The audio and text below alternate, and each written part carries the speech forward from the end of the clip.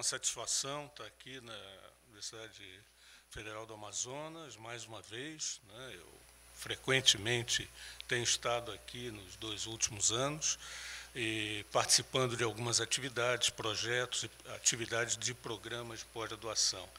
Não, de certa maneira, me sinto um pouco aqui também como se fosse a minha casa, né? É um lugar a caminho do qual eu sempre estive, sempre passei quando ia para as áreas ticuna para desenvolver trabalho, ou então fazendo também trabalho de arquivo, que eu fiz também, né? Eu acho que os antropólogos, embora às vezes eles sejam dados a trabalho de campo, muitas vezes eles são também, o campo é o arquivo. E o exercício é esse de fazer falar documentos segundo a visão do antropólogo. Eu queria fazer um comentário inicial sobre o convite e talvez o meu acordo com o Nelson, né? Explicitar um pouco isso. Quer dizer, ele me falou do tema da Amazônia dos Viajantes, me pareceu um assunto riquíssimo, excelente, né? E eu achei que, de certa maneira, eu já teria falado um pouco sobre isso dentro de um livro até que o próprio Nelson publicou, né?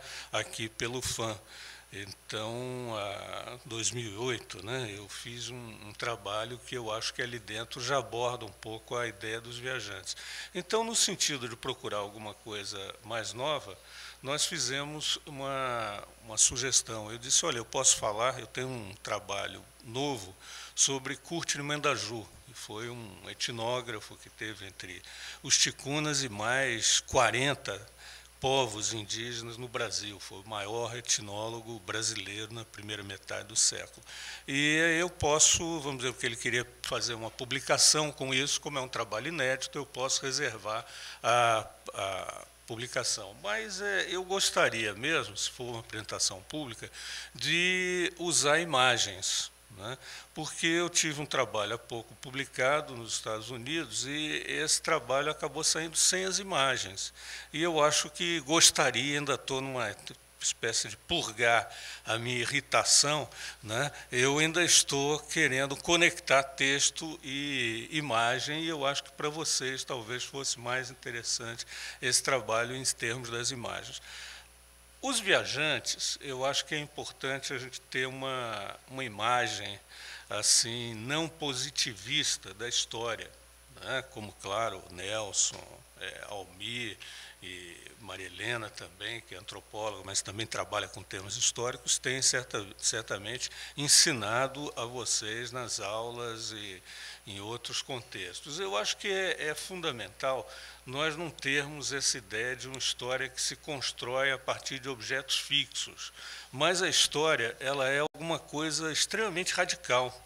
A história é aquilo que borra todos os limites, mistura tudo que é igual e, ao mesmo tempo, produz as diferenças, não é? Quer dizer, a história ela não toma como a priori algumas coisas. O trabalho do antropólogo, frequentemente operando com modelos sincrônicos, com o trabalho de campo, ele tem que observar o que existe hoje no presente imediato como alguma coisa que é e que ele vai investigar em densidade, em intensidade, né? Mas o historiador tem uma outra possibilidade, que é de trabalhar com a variação no tempo, né? Quer dizer, como aquilo que é permanente, aquilo que é, né, diria, poesia, aquilo que é eterno, que nós fabricamos na arte como eterno, como aquela coisa é mutável no correr do tempo, né? Como ela se torna eterna por homens que são precários, que têm definições históricas, estão lidando com questões materiais, enfim, ela faz essa costura, né? E eu acho que isso é muito importante, é essencial.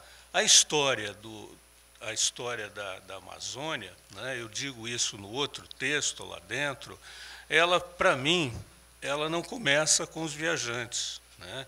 Ela começa realmente com, sobretudo, a fundação do Estado Nacional, e ela começa no Rio de Janeiro, com o Instituto Histórico Geográfico do Rio de Janeiro, com um camarada que não era brasileiro também, mas que era fundamental, chamado Varnhagen, que é o historiador que monta a primeira história oficial do Brasil, né? Quer dizer, essa pessoa conservadora, né? Profundamente xenófoba também, ao contrário, admirador da cultura europeia e crítico dos valores nacionais, né, sobretudo muito distanciado dos índios, né, que ele via como uma espécie de nódoa dentro do passado brasileiro. Essa figura, de certo modo, que constrói a grande imagem dos índios, né, dentro da história nacional, uma imagem que depois vai ser recuperada por uma série de viajantes brasileiros, esses do século XIX, né, como Tavares Bastos, depois vem uma enxurrada de outros autores, Euclides da Cunha, o gigante também, que faz a medula da nacionalidade, estuda o sertão, estuda depois a Amazônia. Euclides da Cunha é outro momento de construção da Amazônia no imaginário nacional. Então, eu acho que essas figuras, às vezes nós pensamos nos viajantes,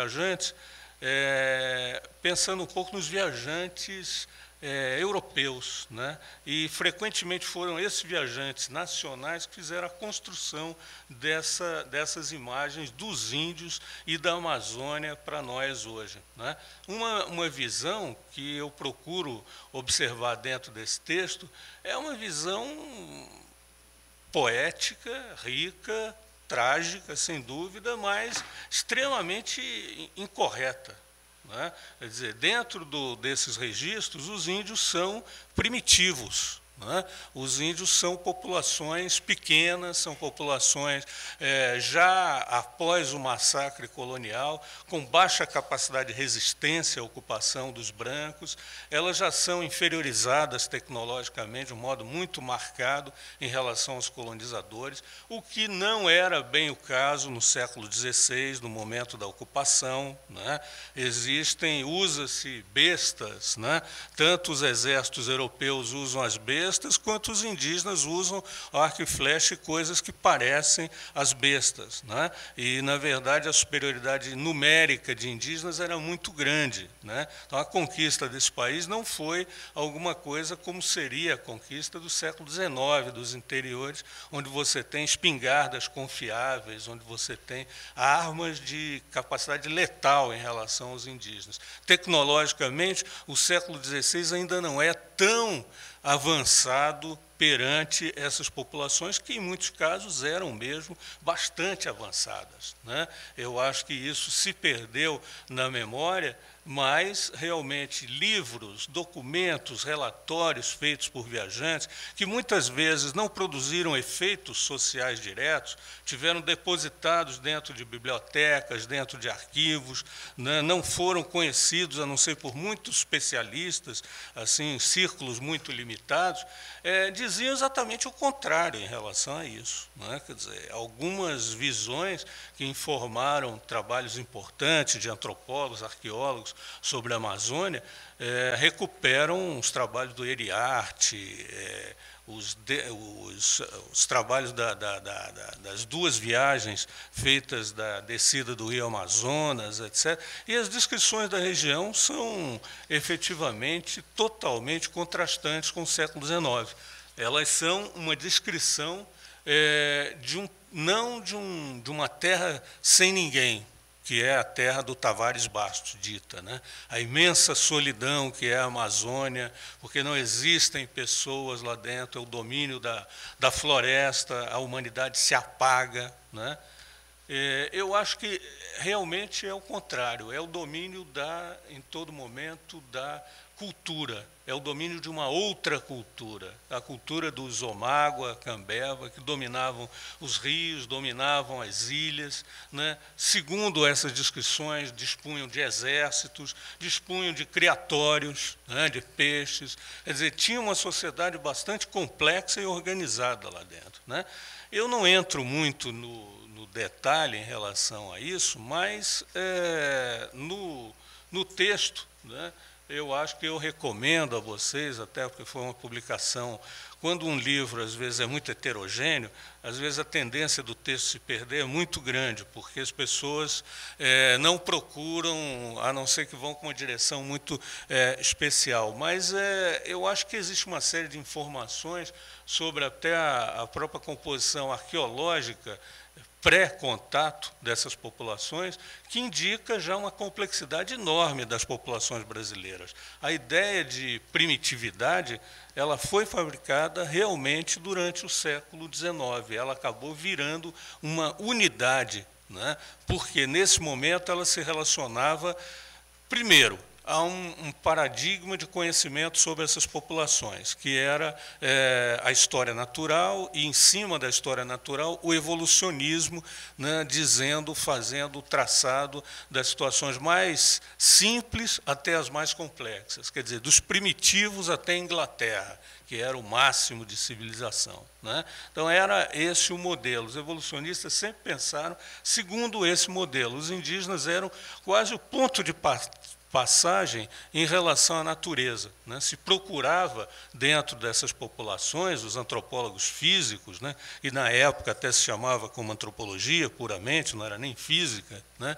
Eles procuravam uma espécie de nó perdido da cadeia evolutiva, onde o macaco e o homem se juntavam, né? E haviam populações brasileiras e de outros lugares, né? Os australianos, por exemplo, eram contemplados com essa ideia, eram os mais atrasados do mundo, né? Os pigmeus africanos eram também listados, e no Brasil os índios botocudo, né? Não daqui, mas de Minas Gerais, sobretudo, eram classificados como as populações mais atrasadas que existiam no mundo, né? O comércio em relação a peças e a crânios botocudo atingia valores extraordinários, porque para os cientistas era uma coisa extremamente interessante você perceber o momento de passagem pelo qual, de certa maneira, o macaco se transforma no homem, né? E o botocudo virou o exemplo disso. Quer dizer, se do ponto de vista científico significava que crânios de botocudo valiam para os museus, né, na realidade a situação dos botocudos era a mais triste possível. Aí entra como se sobrepõe o discurso intelectual, né, à realidade colonial efetiva e vivida no Brasil e no exterior, né? Quer dizer, a esse discurso do evolucionismo se contrapõe, se segue paralelo, o século XIX é o momento da expansão colonial em termos de mundo. É o momento em que se produz a maior centralização de poder na mão de algumas nações.